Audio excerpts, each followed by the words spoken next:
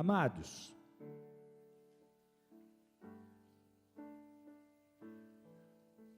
a vida pela fé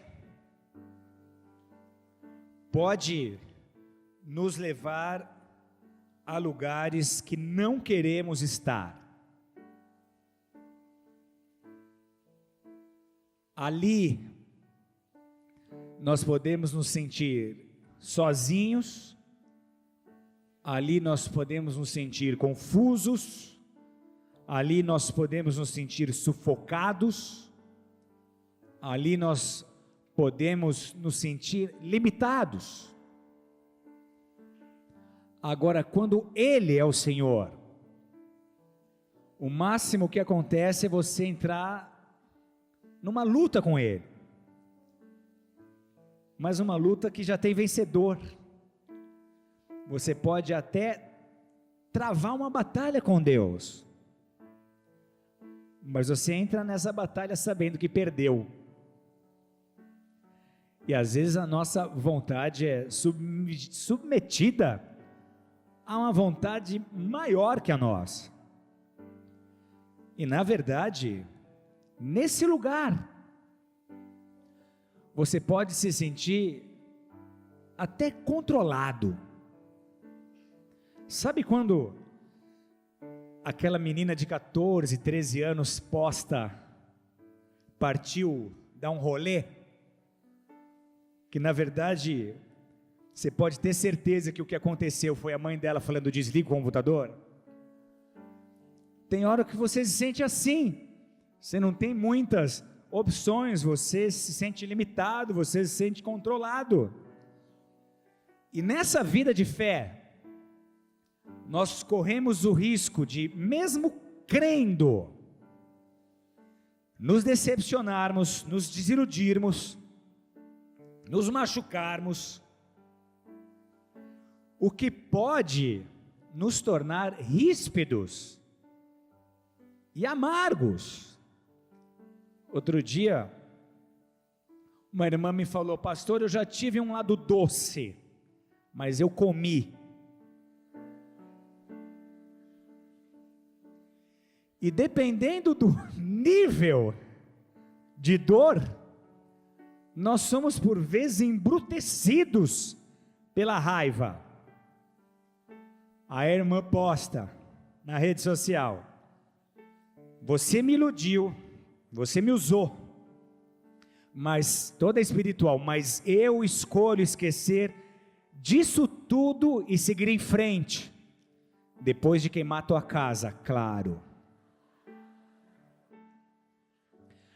Há riscos de sermos vítimas dos nossos próprios sentimentos, quando nessa vida de fé, por longos períodos, nada aparentemente parece acontecer. Aí o irmão posta aquela vontade que dá de passear com a namorada atual na frente da ex. Aí você lembra que não tem nenhuma nem outra.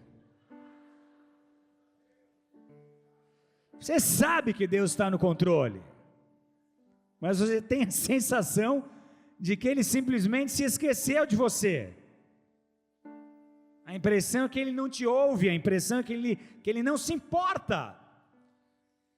E é muito comum Deus rasgar os nossos roteiros, Deus rasgar os nossos projetos e nos inserir em aventuras que nós não escolhemos viver, mas Ele o faz exatamente porque é soberano e exatamente para que os seus propósitos se cumpram. Para entender melhor essa história, abra comigo sua Bíblia em 2 Reis, capítulo 3. 2 Reis, capítulo 3, verso 9.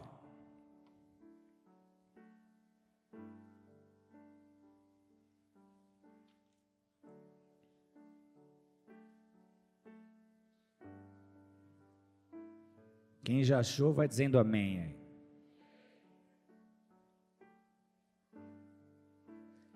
Segundo Reis, depois de Primeiro Reis.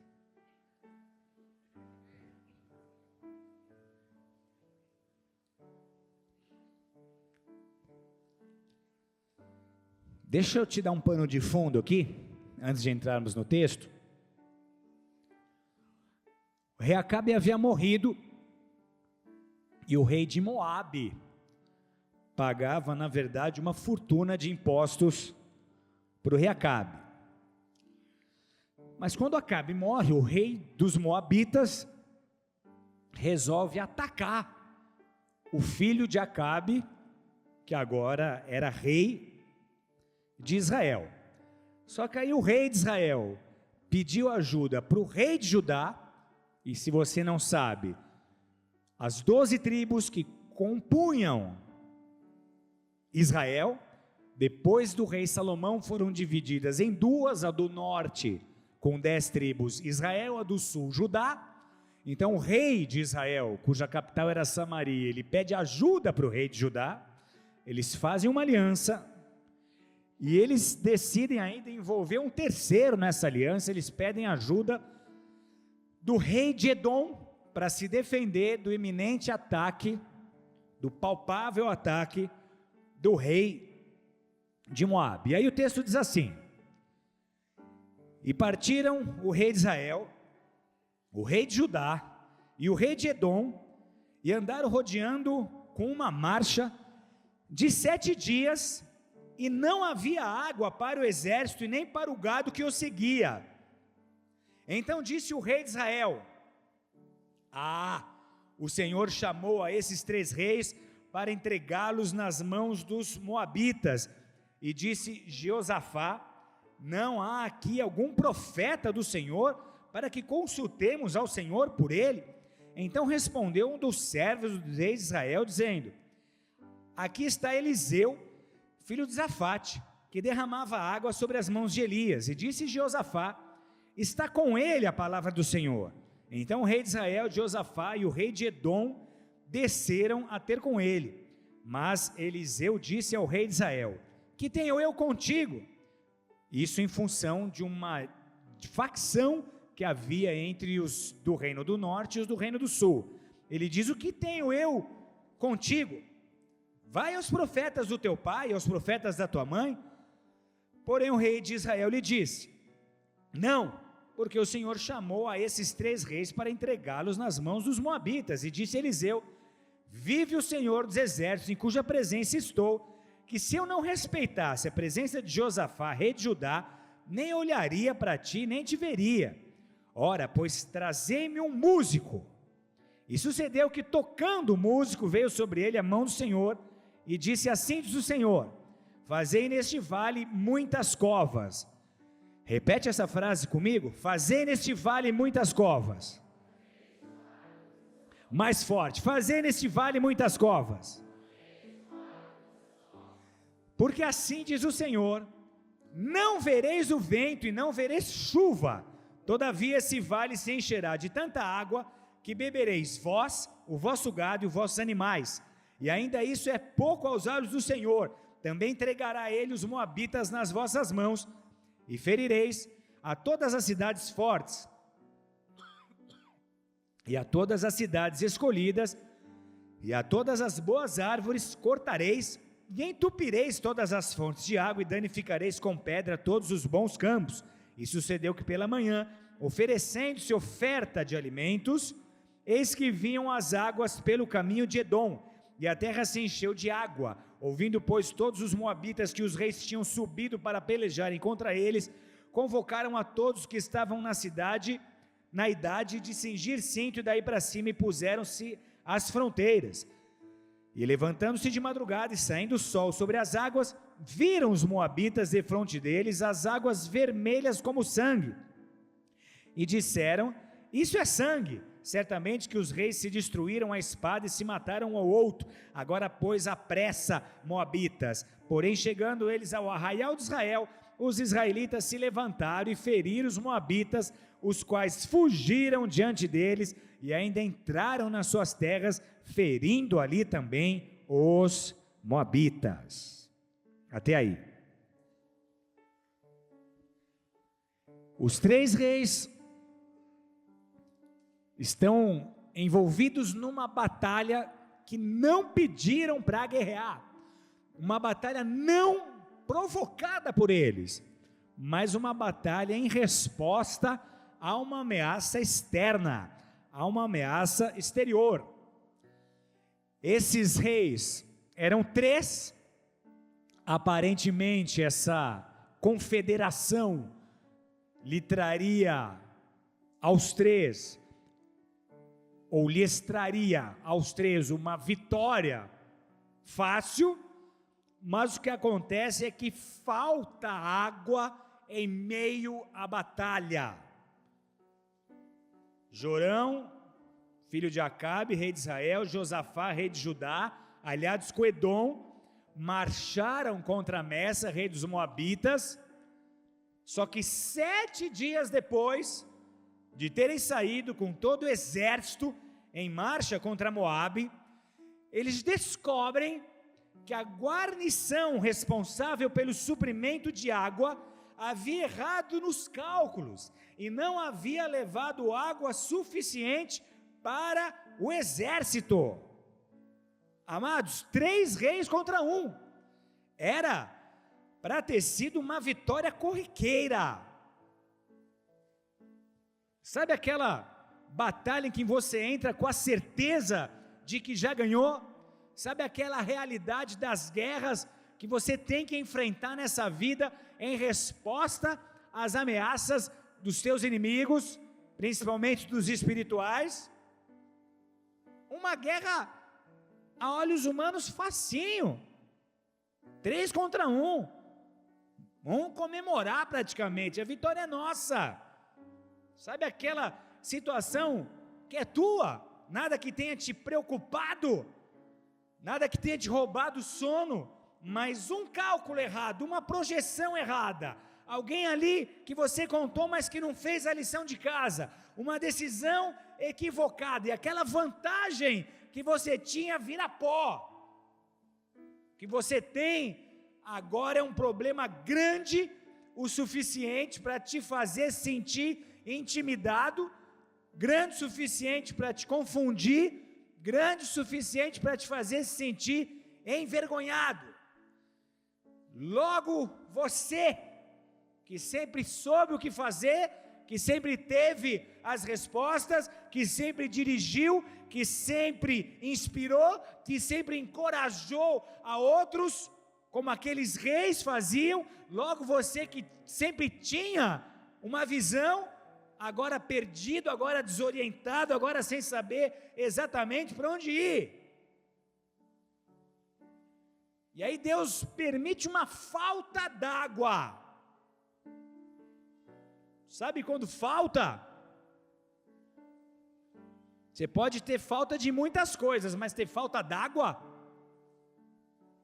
sem aquela provisão, os soldados estariam fracos a ponto de não conseguir nem guerrear.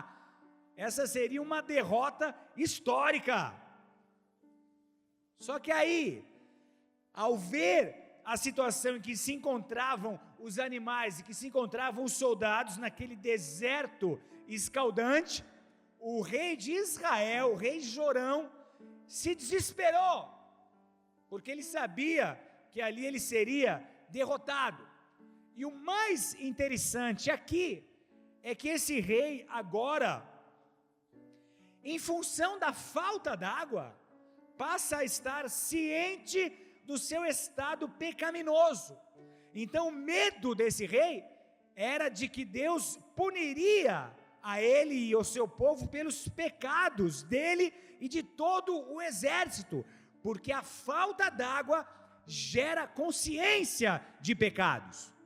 Se aquela falta d'água não tivesse acontecido, aquele rei nunca olharia para si mesmo, aquele rei nunca reconheceria as suas faltas, nunca reconheceria os seus erros, nunca reconheceria a sua idolatria.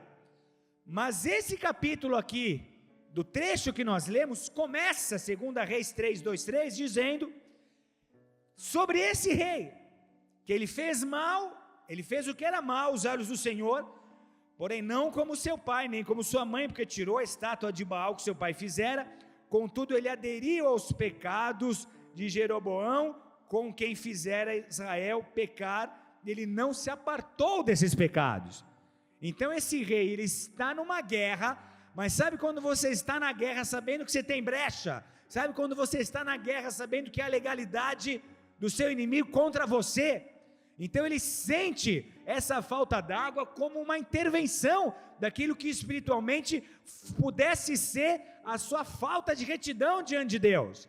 Ele sabia que havia uma influência direta no mundo espiritual dos pecados que ele cometia aqui na terra. Então ele se desespera, ele imagina, isso é Deus, essa falta d'água ela tem uma origem espiritual, isso aqui é um resultado dos meus erros, isso aqui é um resultado do meu pecado.